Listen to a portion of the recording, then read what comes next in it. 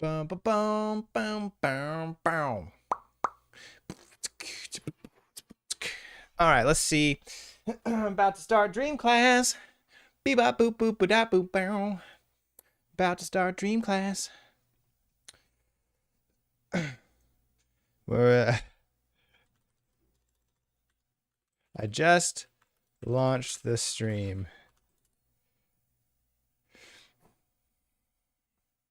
Let's make sure I'm live. Hey, look at that. All right, it works. I can verify. It's all right. It's a thing. We are doing our thing. All right, now I'm gonna do this. I'm gonna do a little bit of this. Oh, let's get rid of that. Pineapple emo boy. Drag to get rid. Nice, nice, nice. Okay. Wow. We're live on all platforms. It's alive. A little bit of that. Hello, hello, everyone. Live on the YouTubes. YouTube. We're live on YouTube. Welcome, welcome, welcome. I'm going to give it just a minute to join in, to say hello, to see how you're doing, for all of us to find our places and get comfy, get connected, get set for sure. Can I disconnect this? Pop out the chat. Okay, yeah, popping out the chat. Oh, that's great. That is very nice. That is very nice. If you're new to the channel, welcome. My name is Jesse Lyon. I'm a licensed mental health counselor, certified clinical hypnotherapist, and the internet's resident dream interpreter. And I am here today for Dream Class. It is a new thing. We're picking back up Wednesday nights every week. It's normally going to be 6 to 7, but tonight we had to have a little bit of a shift, moving it to 7 to 8 p.m. tonight, actually. And it's live over on YouTube. So for those of you looking at TikTok, I'm not going to be paying attention to you, though I love you so very, very much. But all the comments, the questions are on YouTube. Check out Dream Class. It's a wonderful thing. We're going to talk about it. We're going to talk today. The topic is hypnotherapy. Yeah, I saw that too. Oh, that's why. Yeah. I didn't see it at first. Wait, why are you streaming the Dream Class on TikTok? Just so people know that I'm doing Dream Class. Hey, Kayla's here. Because see, if I didn't stream it, Kayla Pack would not be here. That's why. I'm not going to pay attention really to this. The subscriber only portion was yesterday. And then this is Dream Class. Right now it's open. Eventually it's going to be like a closed group class. But that will come as we put together some things. Some things are changing over here. That's totally fine, Ashley. Totally fine that you're not super interactive over on the YouTube. That's all right. That's all right. What was I looking at? I was trying to find. Let's find my chat back again. Ah, there we go. Okay, so that's gonna be a real pain in the dingus. See, came from TikTok. That's why we're doing it this way. That is why we're doing it this way. Okay, so Discord peeps knew TikTok didn't. Yeah, true.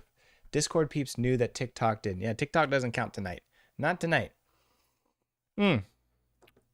So, if you are new to the channel, over on Discord, link in bio, as always. Let's get started. Hey, I love it. I love it. We're going to talk about hypnotherapy. You know, it's a little bit of spicy water. It's the end of my business day, and so we're just chilling, relaxing, having a great time. So I'm going to be talking to you. Here is the topic for today. Today is all about hypnotherapy. And a lot of people were asking me questions over on the Discord. I had actually a whole other topic planned, but actually I'm much more passionate about this topic, and I'm really, really excited about it. I'm going to share with you some things. It's going to be awesome because there's a lot of misconceptions about hypnotherapy. And I do intend to be pretty interactive with the YouTube chat over here. And one day this course will actually be turned into like an online class that you can actually take, like Hypnosis, Hypnotherapy 101. What is it and how can it help you? But this will be kind of the beginning stage of that, and definitely much more interactive than it would be during like a canned or pre-recorded class, because I can see all of your chats. Yes, Marlene, welcome, welcome.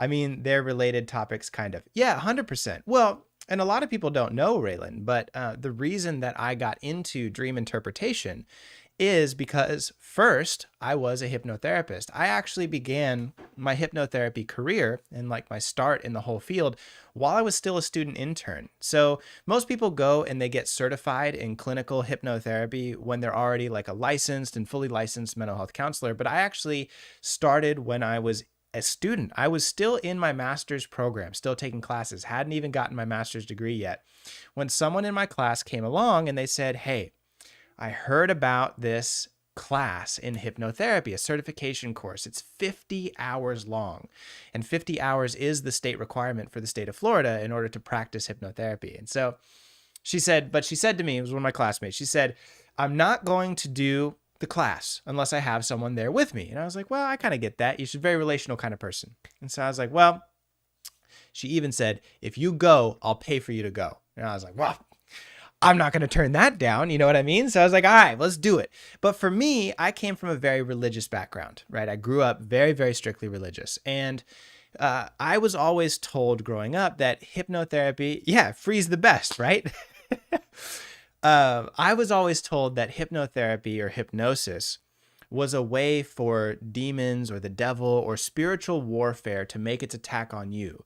You know, the message that I was given growing up was always, hey, don't mess around with that stuff. That stuff is dangerous. It can open you up to a world that you really don't want to look into. Open you up to a world that, well, could actually be dangerous, and, you know, kind of gave the impression that you would get like possessed or something, because that was the belief from my very religious upbringing about what hypnotherapy was and what hypnosis was.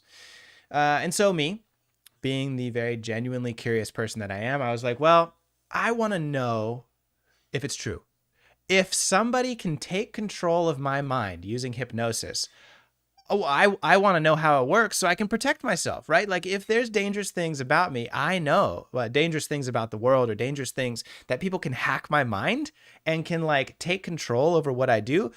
I want to be able to protect myself, and the best way to protect myself is with knowledge and information, right? I think a lot of you chat, if you can agree with me on that one, the best way to kind of keep yourself safe from this stuff, from things in life, is to be educated about it. So you know what's real and you know what's not. And so that's really where the whole impetus of the whole thing started. Yeah, I see you, Jess. I see you. After the day I had, I can't wait to make my taco salad and have some spicy water. Cheers to you, my friends. So I took the course. And it was nothing like what I thought it was going to be. It changed my life. It changed my life, and it changed the course of my trajectory as a therapist forever. And so today, what I want to talk about, thank you very much over on TikTok. What I want to talk today is some of the things that I learned in that course about hypnosis. Now, this is not going to be an exhaustive how to do hypnosis, because of course that the minimum state requirement is 50 hours. And I'm actually both state certified and nationally certified. The national certification requires 300 hours. So hypnosis is it's a very intense, very deep, and very nuanced tool that we can use for our mental health. And so to kind of address some of the things that came up over on the Discord server is one of the reasons that I think people opt to use EMDR rather than hypnosis is EMDR, you can get trained in a couple weekends. EMDR, you can get trained pretty quickly. It comes with a manual. It comes with a book. It tells you exactly how to do it. So there's no guesswork. Hypnotherapy really changes who you are as a person. You're not just learning how to do a 1, 2, 3 step process, like how to put up a fence or how to, fix your sink. Like that's a 1, 2, 3, you follow the directions in the book. Hypnotherapy is teaching you how to interact with human beings differently. And I think that's why, I've got quite a presence online and in social media. And I really do believe that my training in hypnotherapy is one of the reasons that I've gained this presence. Not because I'm hypnotizing my whole audience. I mean, maybe I am a little bit, but you'll find out and you'll tell me later as I get through the course. But really because it changes the way that I talk to people. It changes my foundational understanding of what a human being is and how they operate, right? So it really allows me to have much more effectiveness in my clinical sessions. It allows me to understand meta communication and subconscious communication that's coming from my clients that otherwise I might totally miss altogether. And so I think this is what's made me a really effective therapist. And I think that's what's made me really effective at doing things online and talking with people on the internet. And so this is something I want to pass on to you because it has changed my life and I hope it changes yours too. So this will be Hypnotherapy 101 from your resident dream interpreter, Jesse Lyon. So let's jump into it. And then you don't mess up people when you're digging around in their brains. 100%. Jesse uses hypnotic language subliminally, hence why he has so many followers. The truth is, yes, I know what is going to be grabby. I know what's going to get your attention. I know how I have to disrupt your conscious preconceptions and then change and shift your attention to the thing that I want to tell you about and then flow you through it in a way that's going to be engaging throughout the video. Yes, I'm using hypnotic principles throughout my social media career. And so that's what I think has made it engaging and made it impressive. And it's what I hope to share. Now, I think people can be a little bit afraid of that. Yeah, 100% you are right. I think what can make people afraid of that is they think that hypnotherapy is mind control. So let's talk about that first. It's first on my list. I'm prepared. I have a list of things to talk about today in Dream Class. So misconceptions. People think that it's mind control. People think that in hypnotherapy, you're going to quack like a duck or bark like a dog, or you're going to forget your name, or you're going to lose your identity, right? A lot of that comes from stage magic, right? Or like some of these high school shows where you'll get a hypnotist, they'll come on stage and they'll do a performance. Now, it's not that those performances are fake. However, there's two things that you should really know. It always seems like I got 2 points about everything, doesn't it? There's two things that you should know. One is it's for entertainment. So they are not using these principles therapeutically. So a hypnotherapist, as opposed to a hypnotist, right? Those are two different types of individuals. A hypnotist will use it for entertainment. A hypnotherapist will use it to help improve your life and to overcome certain mental health or personal obstacles that you may be struggling with. So it's not going to be entertaining. In fact, you'll probably just sit there very calmly. You may do a couple things with your body, like raise your arm or maybe shift in your seat or maybe nod your head, little things like that to help you get comfortable and relaxed and really kind of connect with your unconscious mind. But I'm not going to have you stand up or do anything crazy or squawk like a chicken or anything like that. That's for entertainment. That's not what we do. Now, the second thing is you have to know there are some people in chat. You can let me know if you identify with this. I know some of you are this type of person in the chat. Some people are what we call somnambulists. Now, a somnambulist is especially and particularly hypnotizable. Now, a somnambulist, they are very good at using both parts of their brain. They tend to be incredibly creative. They tend to be very intuitive individuals, and they're very emotional individuals. They tend to be, and so that means, yeah, I know. We talked about it in the Discord, so I knew you were going to say that, Britt, right? Britt is a somnambulist. What a hypnotist, not a hypnotherapist, what a stage performer, hypnotist will do is they will ask certain questions from the audience in order to whittle them down and to ask these personality type questions so they can find those people who are the somnambulist. Because a somnambulist, no, it's not a bad thing at all, Melissa. A somnambulist tends to be very creative, very intuitive, very empathetic. They're intuitive is probably the best way to put it. They're able to access both parts of their brain. So whatever a hypnotist says, it's going to very quickly be accepted by the somnambulist, and they're going to be very suggestible. It's actually very much a gift to be a somnambulist, but they are the most exaggerated in their hypnotic response. So a hypnotist is going to look to find those people in the audience to have an exaggerated response because that's going to be the most entertaining on stage, right? Now, a hypnotherapist will be thrilled if you're a somnambulist because it means that it's going to make the work very easy for the hypnotherapist to do. There's two kinds of personalities. We can get into that on a different day of the course, right? But there's two types of personalities. One responds well to a certain type of language. The other one responds well to a very different type of language. A somnambulist can hear and integrate both languages, right? Now, so it makes it easy. Whatever the hypnotist says will be absorbed by that person. So those are some of the misconceptions. But let's get into it, right? Let's check the chat. People only use part of their brain, Jesse. Believe it or not, many people do not use their whole brain. Yeah, it's true, including me, myself sometimes. I'm like 70% left brain, so couldn't be me. Yeah, no, Jess, you are not a somnambulist. What would be the opposite of being a somnambulist? So there's actually, there's percentages, right? And one of them is called the intellectual. And it doesn't mean that they're smarter than everybody else. They're just so left-brained. Like you said, Jess, you would probably be on the intellectual scale, right? Anything really above like 65% is going to be very much on the, and Jess, I would really, we've talked a bunch in the chat. I would think you're probably even higher than 70% left brain. Because really things above like 75, you would be considered intellectual. You only see things from a critical left brain perspective. Now, on the other side, you have people who are very much about their emotions and about connections with their body. And so you are going to receive information differently. So a hypnotherapist needs to structure their suggestions and their words in a way that will particularly connect with you, right? Now, if you're a somnambulist, you can hear both. Right? So that's why they're so creative, because they can access both parts of their brain very, very easily. But let's get into history. So one of the criticisms that hypnotherapy has is they say, it's voodoo, hoodoo nonsense. It's like astrological, spiritual, that kind of stuff. I mean, think about it. The criticisms that I received, growing up were that, if you open yourself up to hypnosis, you're going to be possessed by a demon. So there's a lot of spiritual misconceptions about hypnosis as well. Hypnotherapy has been around for a very, very long time. Hypnosis has been around for a very long time.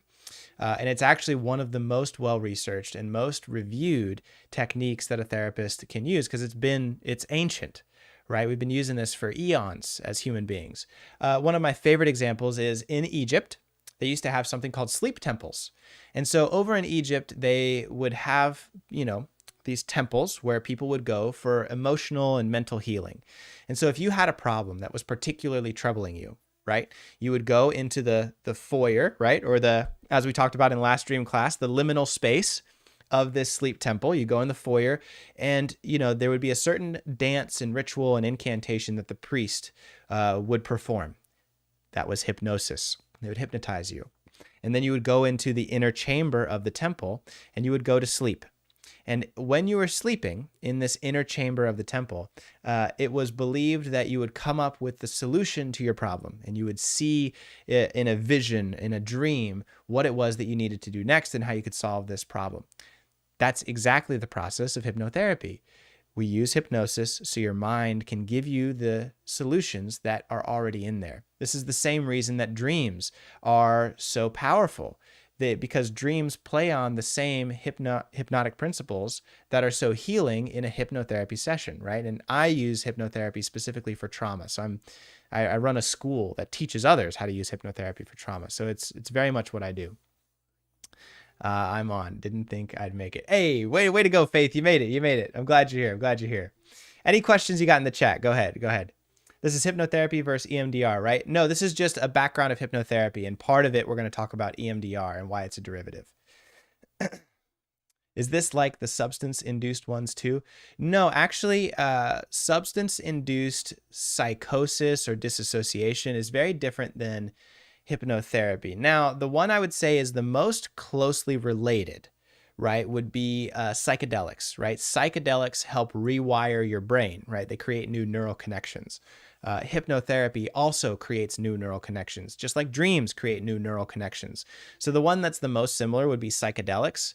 But there's actually in classic psychoanalysis and psychodynamic theory, Carl Jung was very opposed to the use of psychedelics because he said, if the mind is not ready to give you the answers, don't force it.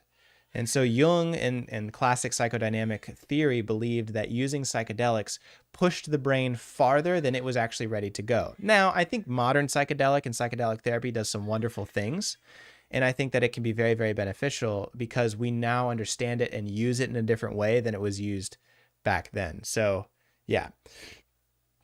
I don't even think psychedelics are a bad idea. I think under the right therapeutic supervision, because we know how to use them differently now, Raylan, I'm a big fan of psychedelic assisted therapy, and I've had many clients who have gone through ketamine therapy and psychedelic assisted therapy, and it's really overcome some deep depression that has been difficult to do otherwise. Like how even in hypnotherapy, you don't go digging for memories. Great question, and we're gonna get to that. We do kind of go digging for memories in hypnotherapy, but we allow the brain to bring up the memories that it believes we need to hear. we don't go digging for specific ones. So we allow the mind to naturally heal itself in hypnotherapy. That's the principle. So Egyptian sleep temples, right? It then kind of developed into animal magnetism, and you had Joseph Mesmer, where we get the term mesmerized, right? And so animal magnetism was very much an astrological, spiritual interpretation and evolution from these sleep temples, right? And it was very effective, animal magnetism, and it would do some crazy things, but it was very stage magic-esque. And actually, there's this big confrontation that happened between Benjamin Franklin and Joseph Mesmer, where Benjamin Franklin made Joseph Mesmer seem like an absolute idiot. It was actually really, really great. You can read about that confrontation sometime. But, even Benjamin Franklin said that the effects of Joseph Mesmer were incredible. He was able to do things that no other doctor was able to do. However, Benjamin Franklin did debunk where Joseph Mesmer thought that the power was coming from. He thought it came from animal magnetism. And, Benjamin Franklin, a scientist, was like, no, that doesn't make sense. He's like, this is a very effective technique, but we don't understand why it works. There's this idea that we have a magnetism charge inside of our body, and that was quickly disproved. But then it kind of developed, right? And then you've got Sigmund Freud and Carl Jung, and these are the fathers of psychoanalysis. And that's really kind of the foundation that I use in my clinical practice is psychoanalysis. Freud believed that there's a couple parts of the human psyche, right? That there's the conscious part, the conscious part, they call it the superego, right? Which is your social understanding, right? I need to do nice things to other people. I need to follow the rules. And then you've got the ego, which is the part of you that chooses whether to follow that or not. And then you've got the id, which are your primal drives and desires. This is your aggressive sexual nature, right? And so the ego chooses, well, am I going to do what society wants me to do, or am I going to do my basal desires, right? Jung kind of developed that, and he kind of understood a little bit more, right? And he kind of had a much more complex understanding of how we kind of use hypnotherapy and how the psyche is structured. So, but to kind of solidify all this into one thing, let's pause here for a minute and answer some questions. Animal magnetism hypnosis makes sense, though, kind of like how attractive people get lots of suitors. Yes, it does kind of make sense, but they believe that there were literal magnets like in your body, and so they disproved that. But the concept was correct. Yeah, absolutely. You don't go digging for memories that the mind is not ready to deal with. Exactly. And that's what we understand now. And so one of the big misconceptions about hypnotherapy is that you can use it for memory retrieval. That was very big back in the 60s, memory retrieval. But we now understand that hypnotherapy is not an effective tool for memory retrieval because hypnotherapy is incredibly suggestive, right? So I can suggest to one of my clients, hey, you're going to overcome your anxiety. You're going to be more confident. You're going to be assertive. You're going to do really well at that presentation on Tuesday next week, right? It is not good at retrieving memories. And what happened was back in the 60s, 70s, they had a bunch of people undergo hypnosis, and it was very common for someone to remember a traumatic event and go searching for that traumatic event in hypnosis, and then use that to convict somebody for the traumatic event or for whatever trauma they perpetrated, right? So what they found is, well, if you go searching and you have the suggestion from the therapist that we're going to go find a traumatic memory from your childhood, well, they were uncovering traumatic memories that never happened, and they were able to prove that they never happened. Because the mind is very suggestible, right? And so if I tell you over and over, you're going to remember a traumatic memory, you're going to remember a traumatic memory, your mind is going to try and play along, right? Yeah, alien abductions, right? The mind makes up things. Exactly.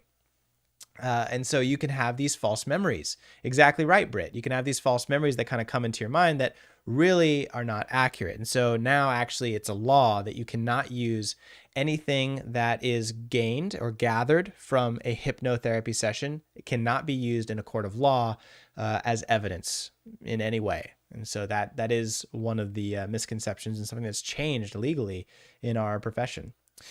Faith says, but hypnotherapy won't make you remember trauma, just help you overcome things. Quite interesting. No, yes and no. It'll help you overcome things, but it can also help you remember trauma. But It's very common for hypnotherapy to help you remember trauma, but it is not a good tool to try and remember trauma. Now, trauma can come out and be remembered as a side effect of hypnotherapy. We're not using it to specifically, pull those memories out. So yes, you can remember trauma, and often it does happen. Often it happens. It happens all the time in my clinical practice, but that's not the purpose of what we're doing in hypnotherapy. What we're doing in hypnotherapy is helping someone overcome a mental health symptom that they're struggling with. Along the process of that journey, they may remember certain traumatic events, and that's very common. But we're not going in specifically to remember or retrieve traumatic memories. Does that kind of make sense, Faith? I hope that's a great question, and I hope that kind of makes sense. Okay, I'm realizing I wrote way too many points. We're not going to get through all this. We're definitely not. Apparently I wrote enough notes that could last us for 2 hours, but I'm only going to be on for an hour. So maybe there will be a part 2, Hypnotherapy 102, right? Yeah, hey, I'm a big old nerd and I'm proud of it, Jess. Did you space out nerd so that way it wouldn't censor your message? You're nuts. Yeah, perhaps part 2. Okay, so let me get to it. All of this history synthesized together, right? All of the history comes together to kind of come up with this basic principle. You have 2 parts of your brain. You've got the front part, you got the back part. You heard me say this 100 million times because I talk about this in dreams. It's the same principle that makes dreams work. The front part of your brain, up here, prefrontal cortex, does all your logical thinking. It helps you be very analytical, be very precise, and make decisions. This part of your brain, everything else, the much larger part of your brain, 88% of your brain mass, is unconscious. Now, there's nothing fancy or weird about that. It just means it operates by itself. It's automatic. It's like an AI, right? It does its thing and nobody knows how it does its thing. It's doing its thing. This you can interact with. You can say, no, I don't want to think about that. I want to think about this. I'm going to make this decision. I'm going to make that decision. This is very emotional. It's where our personality is stored. It's where our memories are stored. It's where our emotional processing is stored. It's where our sensory processing is stored. And so all of this part of your brain comes together to make up who you are as a person. Now, there's ways that you can bypass this front part of your brain and enter directly into the unconscious part of your brain, right? Now, the way that you do that is something that you use every single day. It's not weird. It's not mystical. And unfortunately, it's what advertisers, movies, and marketing companies use all the time. Because a marketing company and a commercial, right, an advertiser doesn't want you to think about whether this is a good product for you or not. They want you to buy the thing. And they want you to buy the thing because it feels good. If you can bypass someone's critical thinking and just get them to feel good about something, they're much more likely to purchase it. Subliminal messaging. Exactly, Britt. You're on the right track here, for sure. And that's how advertising campaigns. Think about every beer commercial you've ever seen. There's always some pretty people drinking beer, and beer tends to be marketed to a male dominant audience, right? And so usually there's a pretty female there because of our heterosexual gender normative stuff, right? And they're always having a good time. It's casual, free, or they're rich. You think about like if you're drinking a fancy vodka or a fancy whiskey, right? They're rich and they're smoking cigars. They're doing all this great stuff. And so you're like, whoa. Logically, I know if I drink a beer, I'm probably going to end up being a fat ass who's got nothing good to do with their day, right? No, I'm being silly, right? But if all I do is drink beer, it's not going to actually help make my life better, right? Some of you in the chat might disagree with me. Stella, yes, Stella's a great beer. I'm going to go grab a beer. Please do. Come back to the chat. We'll talk about it.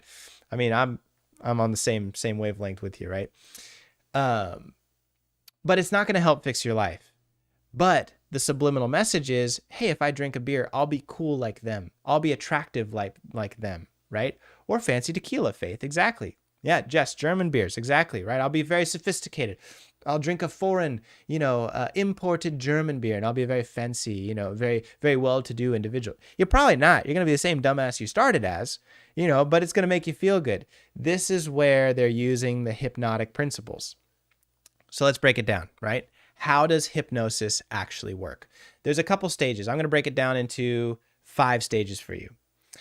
Every hypnotherapy or hypnosis session or even advertising campaign starts with fixation. These are the 5 stages. I'll tell them to you first. You can write them down if you want. Fixation, depotentiation, trance, suggestion, and post-hypnotic response. Let me do them again. Fixation, these are the stages of hypnosis. This is how being hypnotized works, and these are the stages that you go through. Fixation, depotentiation, trance, suggestion, and post-hypnotic response. Now, I'm going to explain what each of those are. Fixation is, in order to get you hypnotized, I have to gain your attention, right? And, beer commercials or, even TikTok will do this by having a very, strange video, something to, they yell at you and they say, hey, you, are these 3 things that you're struggling with in your day-to-day life? Well, you got my attention, right? Fixation. So I have to get your attention first. Now, that's very important because the conscious brain is what chooses where the attention goes, right? And so if I can consciously get you to pay attention to me, yes, Jess, nailed it. Trance, suggestion, post-hypnotic response. Boom, nailed it. That's perfect. That's why the good cereal's on a toddler eye height at the grocery store. Facts. Because if you're trying to sell cereal to a toddler, you got to get their attention. So you got to make it at eye level. So the first is fixation. That's easy enough. Now, depotentiation. Depotentiation is a word you probably never heard before, but it's crucial. It's the crucial second step in hypnotizing somebody. That second step is I have to take away, the potentials for distraction. Depotentiation. I'm taking away the potentials, right? So, for example, I say this all the time. If I took this glass, right, and I threw it as hard as I could against the wall over there, well, you probably wouldn't be thinking about what you had for lunch today. You'd be like, this guy's unhinged. He doesn't know what he's talking about. He's crazy. That's depotentiation.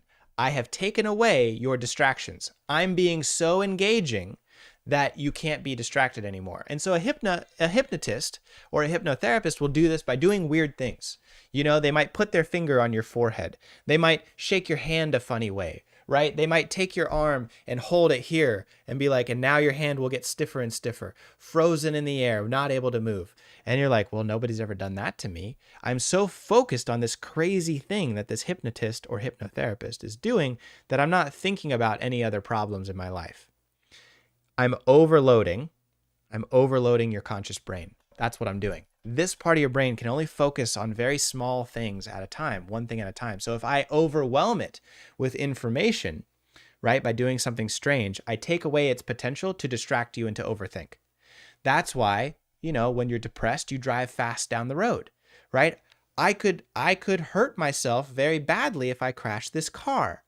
I'm going to drive at 95 miles an hour down a residential road because if I drive fast enough, it'll be scary enough that I don't think about those things that are sad to me. We do this to ourselves all the time. That's depotentiation. So once I've got your attention and once I've done something that takes away your ability to be distracted, I've taken away your conscious mind. Sorry, Faith. Hey, they're all principles that we use inside of our brain. Once I've got your attention, fixation. Once I've gotten your conscious mind to shut the hell up for a minute, depotentiation, then I do trance. I get you to connect with your emotions. I get you to connect with the story of who you are. I get you to connect with the character inside of yourself that I want you to connect with. That's the trance part. That's pretty easy to understand. Once I've done that, once you're in a trance, right, then I do step 4. I give you a suggestion.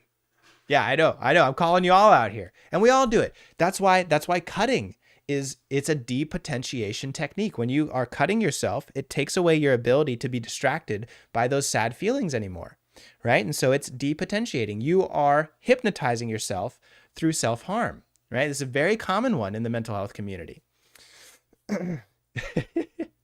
Well, it still doesn't make it right, Faith. Faith said, why can't officers understand why we speed? Well, it still doesn't make it right. They're still going to pull you over and give you a ticket. So fixation, depotentiation, trance, and then suggestion. Once I've got you deep inside of yourself, all up in your feels, I'm going to give you a suggestion. And I'm going to say, hey, you can overcome your anxiety. You are stronger than you think. You are more resourceful than you feel. you are capable of delivering the best speech that anyone in that room has ever heard. Aren't you? I mean, of course you are. And so now I'm giving you the suggestion, right? And so once I've given you the suggestion and really planted it deep inside of you without your critical mind getting in the way, because normally if I told you, hey, you're going to do great next week, you're going to give a fantastic speech, you're going to give such a great speech, no one's ever had a speech that good. You're going to be like, don't fucking not, Jesse. I suck at giving speeches. What are you talking about? You're full of shit. Because you're not entranced yet. If I can get this part of your brain to shut the hell up, you can listen to the positive suggestions that I want to give you. This is also why somebody, performing stage magic will be able to get someone to quack like a duck, because they're not thinking about how ridiculous that sounds. They're like, oh, yeah, I can quack like a duck. Yeah, I know. You heard me slip into my hypnotherapy voice there, didn't you? Yeah. Perfect. But you can't hypnotize me to something I can't do. I'm not going to suddenly do something I can't do. Correct, right? If I hypnotize you to say, you're going to jump 10 feet in the air. Well, you're not going to jump 10 feet in the air. Nobody can jump 10 feet in the air. That's ridiculous, right?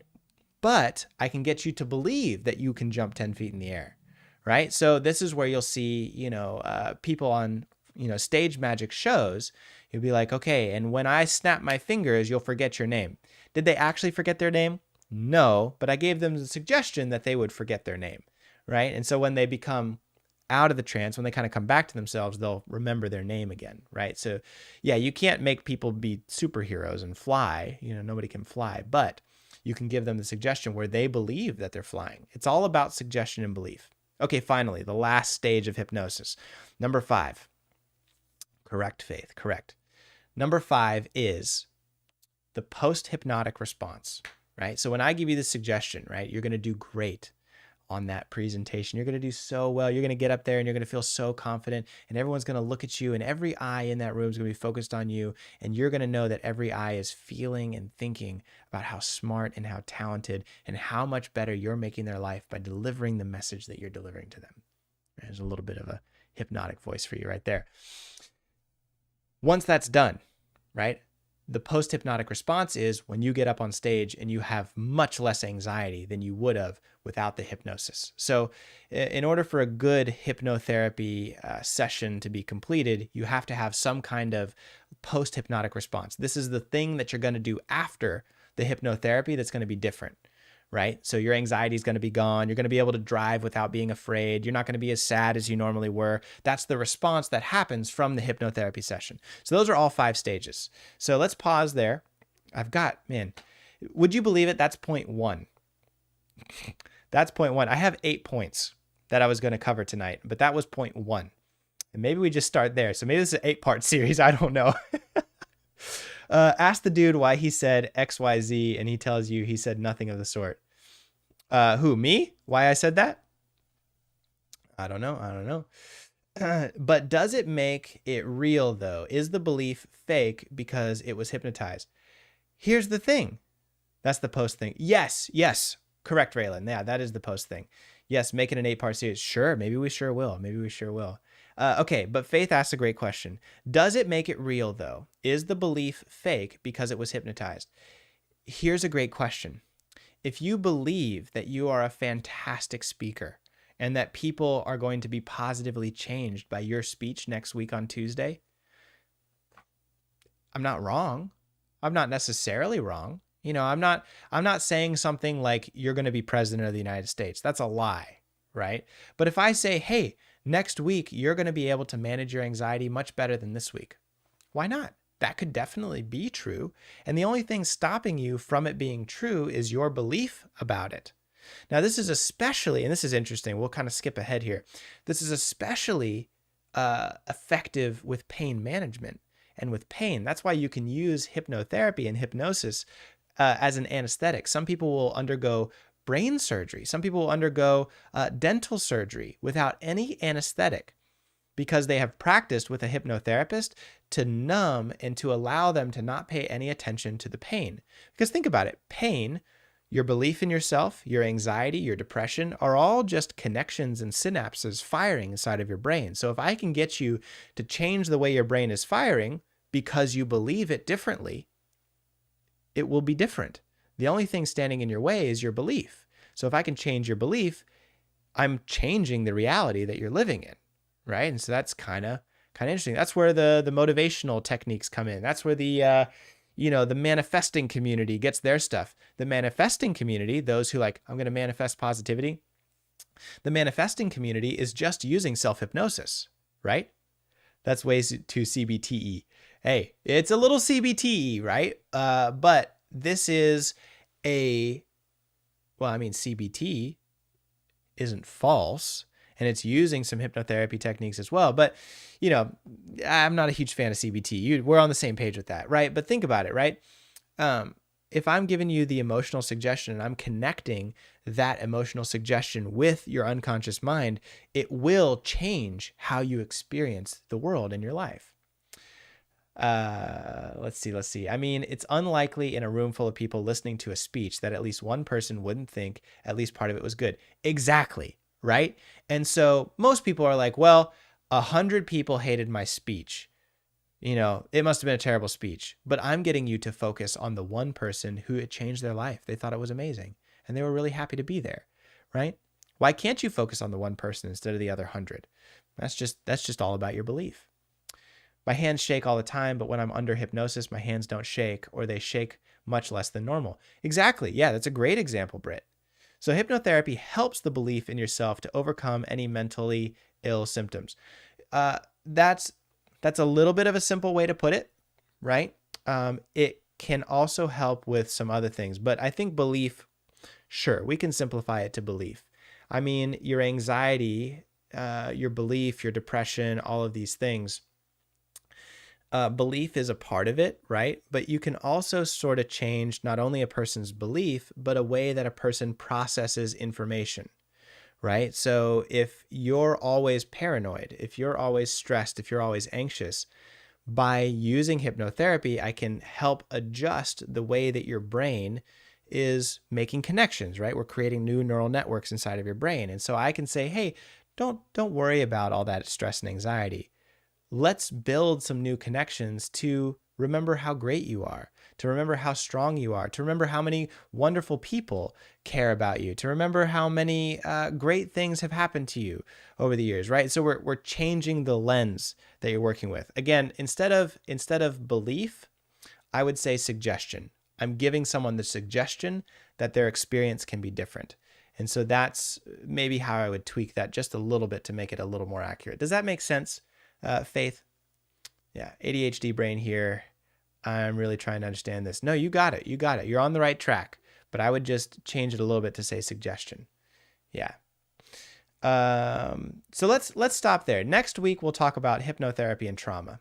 We'll talk about how hypnotherapy replicates the traumatic experience, and how, because it replicates the same sequence that trauma experiences, it can also undo that sequence. And that's why I use hypnotherapy for trauma. Come to peace with the anxiety. Sure. Maybe that's one solution. It depends on where the anxiety kind of originated from, Raylan, and really how it's manifesting in that person's life. I've had, okay, let's do this. Let's give a case study, right? No, Faith, your brain works the way that it needs to work, right? You just got to learn to work with it. Let me give a case study for you, Raylan. Okay, here we go. I had an individual who is afraid of driving. Terrified. They got in a car accident and they're afraid to get back in the car. Now, as we used hypnotherapy, right? This is a conglomeration of clients. This is no one in particular. I'm just giving you a case study. As we used hypnotherapy to work through their anxiety and panic related to driving, we came to find that the reason they were afraid of driving is because they were not able to accept that driving is an inherently dangerous task. They wanted to feel totally in control and totally safe while driving, which up until that point of the car accident, they had believed they were totally safe, totally fine while driving. They had never been in a car accident before. That is a false belief. You are not safe while you're driving. Anybody can get in a car accident at any time, and it could not be your fault, and you could be following all the rules and doing everything right. And so the process of hypnotherapy for them was to help reorient and create some new neural connections in the brain that said, hey, driving is dangerous, I believed that it wasn't dangerous, and that was a lie. Driving is dangerous, but I can still do dangerous things with a relative degree of safety. And sometimes I do dangerous things because it's better for me in the long run. There are a lot of things that are good about driving. You can get to work faster, you can pick people up, you can go on vacation, do all these things. And so we as human beings embrace that risk. Driving is risky, but we weigh it. Well, it's this much risky, but I really want to go on vacation, so I'm going to drive, right? This was something that had not been unlocked or not been realized inside of this patient's brain before we did hypnotherapy. And so the process of hypnotherapy was giving them the suggestion, yes, driving is scary, but that's okay. You are able to drive even though it's scary. And so that was the change. I'm not making them believe that it's not scary, because that would be a lie too, and that would be a terrible hypnotherapy session. But I'm helping change. Or you live in Orlando and can't get anywhere otherwise. Yeah, for me, and all the clients that I talk to about driving, there's the only way to get around in Orlando, Florida, which is where I live and where my practice is. You can look it up online. The only way to get around is driving. Orlando's very spread out. Yeah. I feel more anxious driving in the city over driving long distances. Yeah, because there's more variables there. That sounds like coming to peace to me. Yeah, Raylan, I would say, I guess I'm using psychological terms to say the same basic message that you're saying. So yes, Raylan, I agree. Coming to peace. In that situation, it's coming to peace. Now, I think in other situations, it might not be coming to peace. I think with a lot of, Jesse speaking fancy. I think in some traumatic situations, right? Somebody who's been hurt or abused, I don't want them to come to peace with the trauma. I want them to learn to fight for themselves, right? And so maybe they have come to peace with, well, I'm just a person who's going to be hurt and abused all the time. And so they've come to peace with that. In that hypnotherapy session, I may actually do something very different and tell them, no, I don't want you to be at peace anymore. I want you to cross your arms in anger and fight for yourself because you're worth it. And so in that situation, it would be a little bit different suggestion. But many situations, it is about coming to peace. Yeah. I too have gotten into a couple of accidents. This is the reason why I'm super anxious driving to unfamiliar places, regardless if it's daylight or nighttime. I've been to Orlando once and it was insane, and I wasn't even the one driving. Yeah, driving in Orlando is wild. So Faith, then hypnotherapy may be a very effective tool to help you with your driving fear. In fact, I've helped a lot of people with driving. Actually, driving is a very common one. Yeah, driving in Philly. Yeah, for sure. Well, listen, we are coming to the end of the first round of Dream Class. Today's topic was Hypnotherapy 101. We've got much more to talk about next time that we meet for Dream Class. But do we got any last minute questions? I'll stay online for another 10 minutes to kind of answer some of these questions. And then we'll wrap up and we'll have another class next week. Raylan says, city has lots of cars, problems, and drivers. Yeah, but country roads have deer problems. Ooh, true. Ashley, I'm so glad that you liked it. I love it. And for anyone still over here on TikTok, you're missing out if you're not on YouTube. That's where it's at. Absolutely loved this car.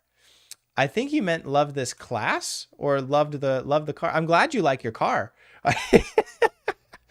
It's funny, I drive fast, but that's because I know where I'm going. Yeah, I do it too. I was guilty of driving fast when I was a teenager because I was hiding from my feelings.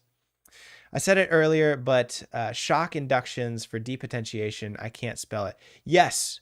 So a lot of stage hypnotists will use shock inductions. They'll do something very shocking in order to depotentiate you. They'll slap their hands sorry, that was loud. They'll slap their hands or they'll pull you in really fast and really quick.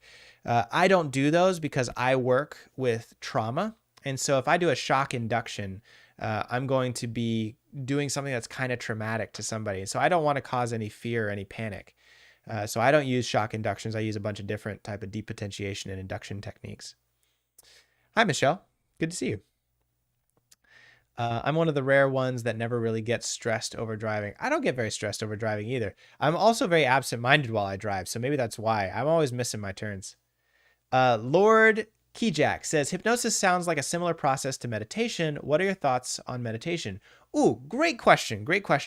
So there's a very big distinction between meditation and hypnosis, but they are very similar and they're accessing similar parts of the brain. Meditation is usually to focus on one thing or to have an absence of things, right? So when you meditate, you go, Om, typical meditation, right? Om. And what you're doing is you're focusing on the Om so that way you block out any other thoughts.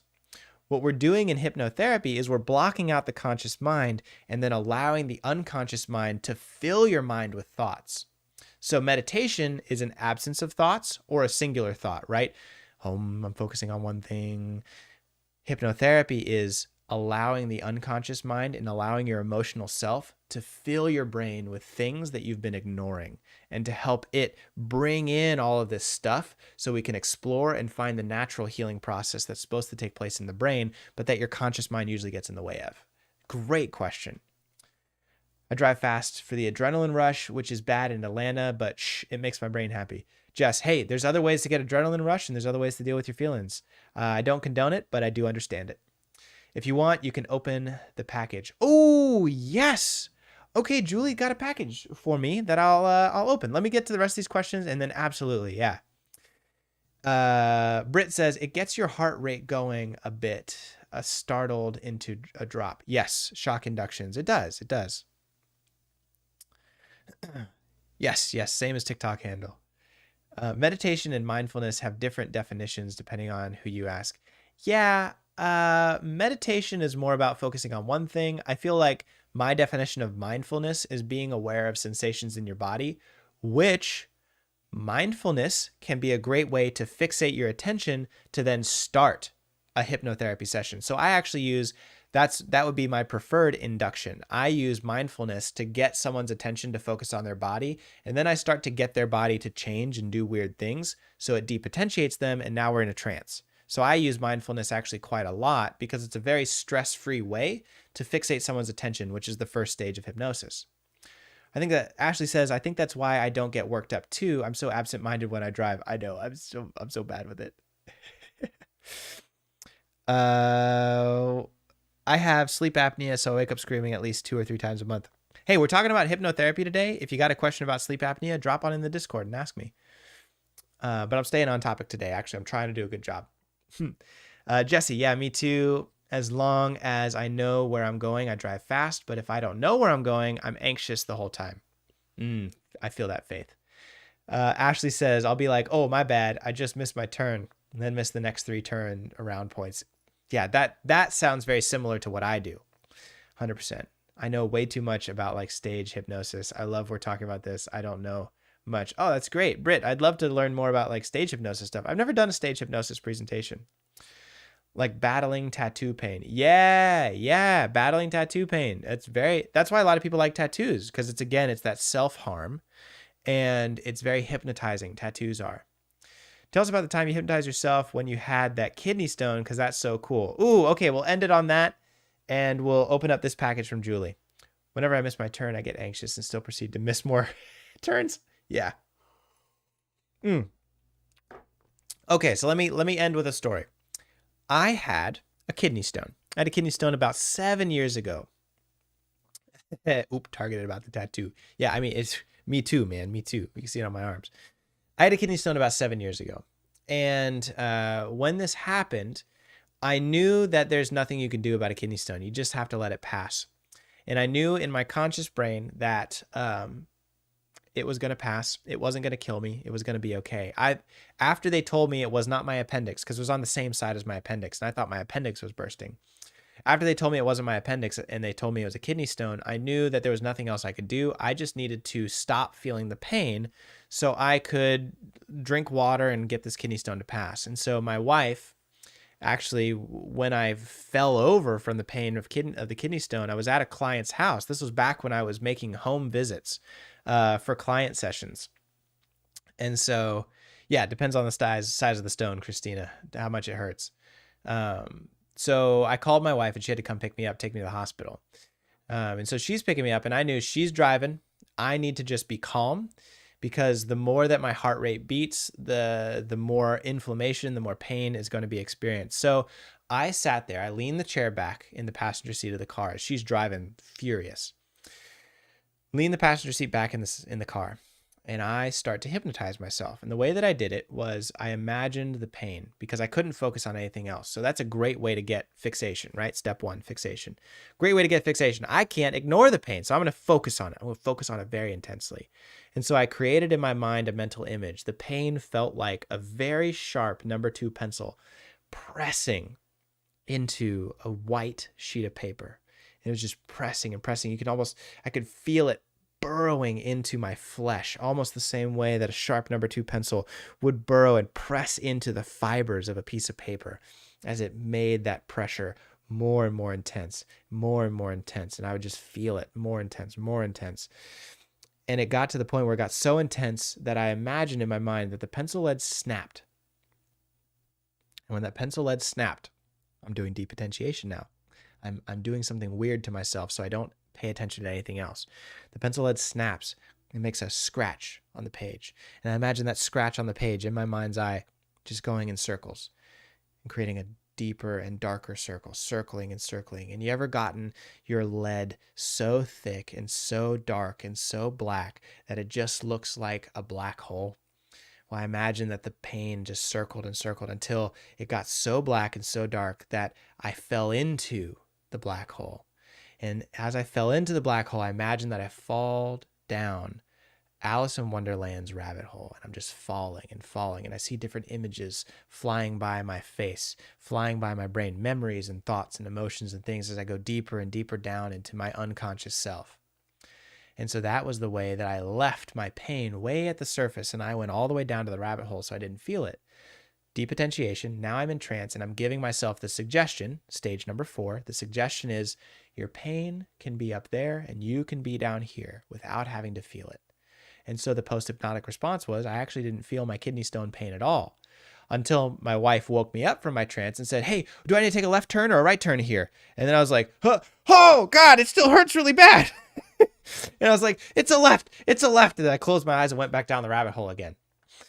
Right? And so that was really how I used hypnosis for myself to help deal with some pain. And I've got a buddy of mine who we teach the class together, and he's used hypnosis for pain because he's had some crazy things happen where he's like put a nail through his hand and like sliced his thumb off and stuff. So it was crazy. I was going to say, did you tell her you were doing that? Did she wake you?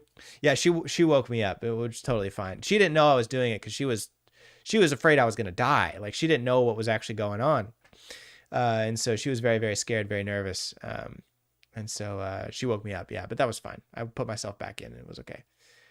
All right. Good questions. I've been using meditation for mindfulness practice. I feel like I get an opportunity to examine the content of my unconscious mind when I'm mindful. Yes, absolutely. Absolutely.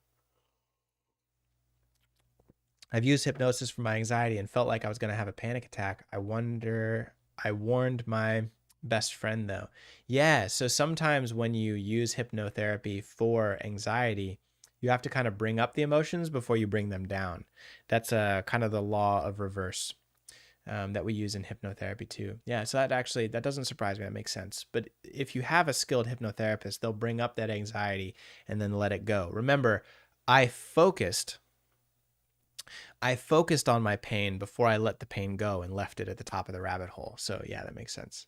Okay, Julie, give me a chat. Give me a thumbs up in the chat or a hi, hello, I'm still here if you're still here, because I'm going to open this package that you sent me.